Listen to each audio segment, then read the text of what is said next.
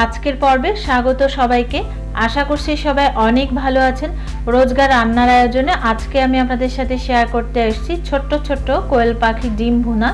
এটা বাচ্চাদের ভীষণ পছন্দের, আর বড়দেরও কিন্তু এটা খেতে অনেক বেশি ভালো লাগবে। তবে ডিম ভুনা তো অনেক রকমভাবেই খেয়ে থাকেন, আজকে আমার এই কোয়েল পাখির ডিম ভুনা এইভাবে একবার খেয়ে দেখুন। কথা দিচ্ছি আপনার অবশ্যই ভালো লাগবে।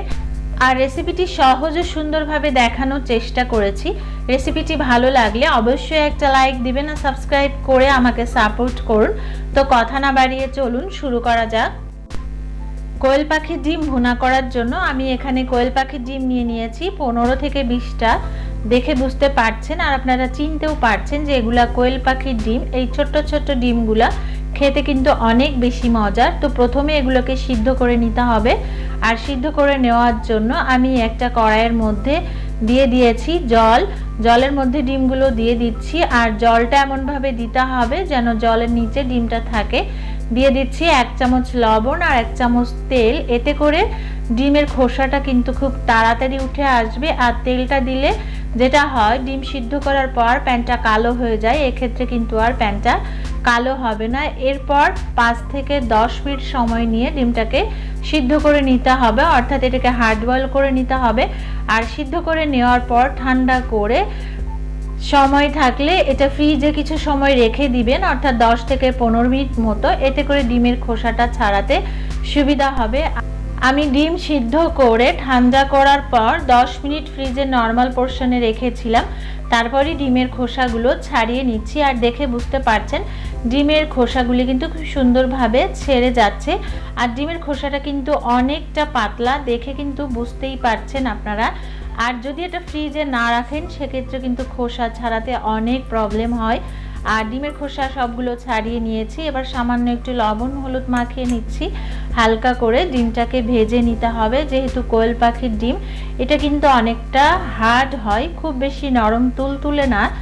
এবার ভাজার জন্য আমি একবারেই প্যানের মধ্যে দিয়ে দিচ্ছি কিছুটা তেল, আর তেল দিয়ে গরম হয়ে গেছে। এর মধ্যে দিয়ে দিচ্ছি ডিমগুলো দিয়ে 30 সেকেন্ড মতো এগুলোকে ভেজে নেব শুধুমাত্র। তবে এটাকে হার্ডলি ভাজার কোনো দরকার নেই, জাস্ট একটা ব্রাউন কালার আসলেই এটাকে তেল থেকে তুলে নিতে হবে। আর এই পর্যায়ে ডিম ভাজা হয়ে গেছে, আমি তুলে নিচ্ছি। আর রান্নার জন্য একবারে বেশি তেল দিয়ে দিয়েছিলাম, এই তেলের মধ্যে এবার বাকি রান্নাটা করে নেব। তেলের মধ্যে দিয়ে দিচ্ছি একটা দারচিনি, 2টা ছোট এলাচ, 3-4 টুকরা লং। সুন্দর একটা ফ্লেভার আসার সাথে সাথেই দিয়ে দিতে হবে পেঁয়াজ কুচি। আমি এখানে 2টা বড় সাইজের পেঁয়াজ কুচি করে নিয়েছি। 1 মিনিট মতো পেঁয়াজটাকে ভেজে নেওয়ার পর আমি এর মধ্যে দিয়ে দিচ্ছি আলু। আজকের ডিম ভুনায় আমি আলু ব্যবহার করছি, তবে আপনারা চাইলে এটাকে স্কিপ করতে পারেন।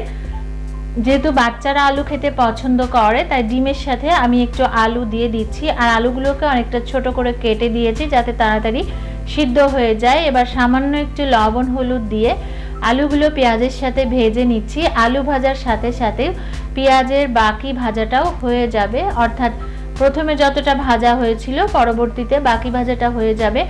আরও 3 থেকে 4 মিনিট ভেজে নেওয়ার পর এবার এর মধ্যে আমি দিয়ে দিচ্ছি 1 চামচ আদা বাটা, আধা চামচ রসুন বাটা দিয়ে আরও 1 মিনিট মতো ভেজে নিচ্ছি। ভেজে নেওয়ার পর এবার এর মধ্যে অ্যাড করছি গুঁড়ো মশলাগুলো।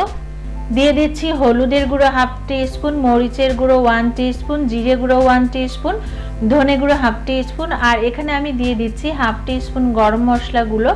এই শুকনো মশলা দিয়ে খুব ভালো করে মশলাটাকে কষিয়ে নিতে হবে। তবে এই পর্যায়ে যদি মশলাটা পুড়ে যাওয়ার চান্স থাকে সেক্ষেত্রে অবশ্যই একটু জল দিয়ে মশলাটা কষিয়ে নিতে হবে। আমি একটু জল দিয়ে দিয়েছি, লবণটা আগে দিয়েছিলাম না। এবারে আমি লবণটা স্বাদ অনুযায়ী এখানে দিয়ে দিচ্ছি। আরও কিছুটা জল দিয়ে মশলাটা 5 থেকে 7 মিনিট সময় নিয়ে খুব ভালো করে কষিয়ে নিতে হবে। আর এই পর্যায়ে মশলা কষা হয়ে গেছে, এর মধ্যে আগে থেকে ভেজে নেওয়া কোয়েল পাখির ডিমগুলো দিয়ে দিচ্ছি। কোয়েল পাখির ডিমগুলো দিয়ে আরও 2-3 মিনিট এভাবে কষিয়ে নিতে হবে। এতে করে ডিমের সাথেও খুব ভালোভাবে মশলাটা কষা হয়ে যাবে। আর এই পর্যায়ে পেঁয়াজের সাথে আলুগুলো ভাজতে আর কষতে কষতে আলুটা পুরোপুরি সিদ্ধ হয়ে গেছে, তাই ঝোলের জন্য আমি এখানে 1 কাপ জল দিয়ে দিচ্ছি। তারপর এভাবে বলক আসলে 3-4টা চেরা কাঁচা লঙ্কা দিয়ে দিচ্ছি, এতে করে একটু ঝাল ঝাল ফ্লেভার আসবে। আর খেতেও ভালো লাগবে। তারপর 2-3 মিনিট জাল করে নেওয়ার পর দিয়ে দিচ্ছি হাফ টি স্পুন আবারও গরম মশলার গুঁড়ো। আর গ্রেভিটা যখন এরকম ঘন হয়ে আসবে বুঝতে হবে যে একেবারে ডিম ভুনা রেডি। আর এই পর্যায়ে কিন্তু কোয়েল পাখির ডিম ভুনা একদম রেডি। আশা করছি আমার আজকের রেসিপিটি আপনাদের অনেক ভালো লেগেছে। ভালো লাগলে অবশ্যই একবার ট্রাই করুন, আর কেমন হয়েছে আমাকে কমেন্ট করে জানান। চাইলে ছবি শেয়ার করতে পারেন আমার ফেসবুক গ্রুপে, গ্রুপ লিংক ডেসক্রিপশন বক্সে দেওয়া থাকবে। এরকম আরও সহজ ও সুন্দর সুন্দর রেসিপি পেতে চাইলে অবশ্যই সাবস্ক্রাইব করে পাশে থাকা বেল আইকনটিতে ক্লিক করুন, যাতে করে সবার আগে আমার ভিডিওগুলো আপনার কাছে পৌঁছে যায়। কারণ আপনাদের লাইক, কমেন্ট, শেয়ার, সাবস্ক্রাইব আমাকে অনেক বেশি আনন্দিত করে। সবাই খুব ভালো থাকবেন। Thank you so much.